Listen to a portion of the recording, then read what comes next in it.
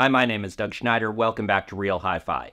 In the previous episode, which was on amplifier power, I talked a bit about the Mission 770 loudspeaker. This episode, I want to talk more about that loudspeaker. In particular, what surprised me about it. But I want to start by saying I'm only going to give you so much detail here, and that's because I wrote a very long review that appears on Soundstage Hi-Fi. I'm going to put it in the link below. It was published on May 15th, and you'll find everything from my sonic impressions to detailed technical descriptions to the measurements, which are important to see. So let's get to what surprised me. Two main things. First off, this is a big boxy speaker by design. It's based on the 1970s 770. It's a retro design with modern engineering. But despite the modern engineering, I thought it might carry forth that old 1970s boxy sound of being able to hear that the sound is coming from the right speaker and the left speaker. Those telltale cues, you know that the speakers aren't disappearing into the soundstage. But lo and behold, this speaker projected sound more freely than I thought it would, and more freely than many modern speakers do today. Now, it's not at the pinnacle. At the pinnacle, I put something like Vivid Audio speakers. With their shapely cabinets, they project sound more freely, more openly than basically any speakers do. But it's up there. And like I said in the review, you can't make speakers disappear visually in a room, especially when they're this big, but you can make them disappear sonically.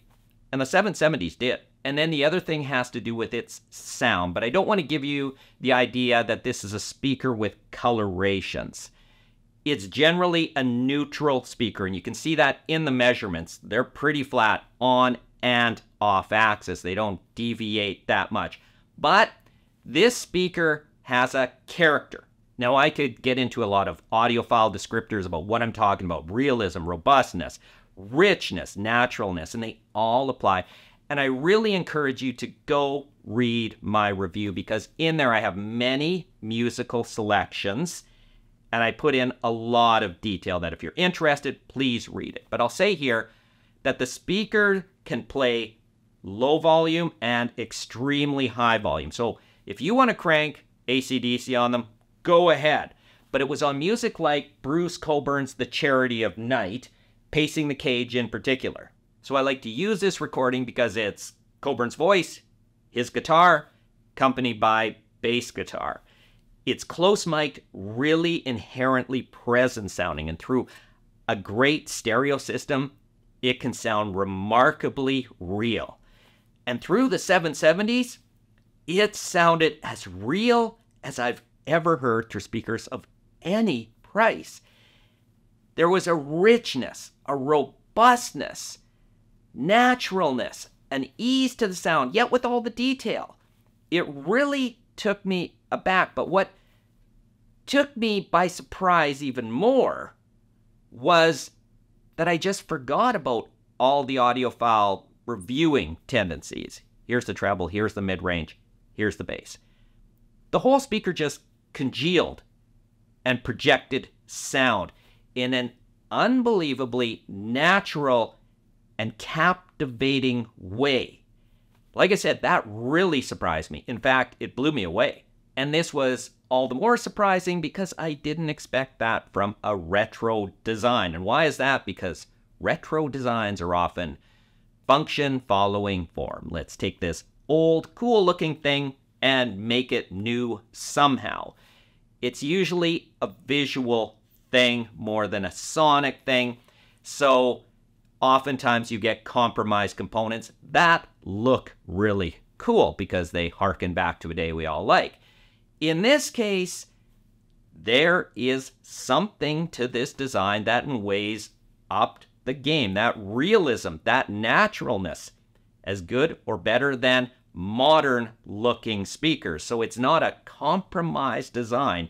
It's probably the best of the retro type designs that I've experienced. Now, one thing I haven't talked about but need to talk about is the price for a couple reasons. Right now, $5,000 per pair in the United States with stands. Based on what I just said, this is not overpriced at all, but some people believe it is overpriced mainly because of another speaker, the Wharfedale Linton Heritage, which sells for less than half the price. And there's more. They're both designed by UK designer Peter Como. He's employed by IAG, the parent company of both Mission and Wharfedale. And you know what? The Linton Heritage is an outstanding speaker and an outstanding value. I had it here. But here's the thing. I like this one more.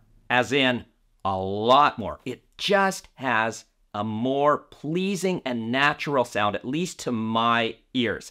And to me, that justifies the price because it's also a speaker I could review with. It's neutral enough, but more important, I could live with for the long term. And I think if people like the look and love the sound as much as I did, it could be an endgame speaker. Thank you for watching, and I hope this helped.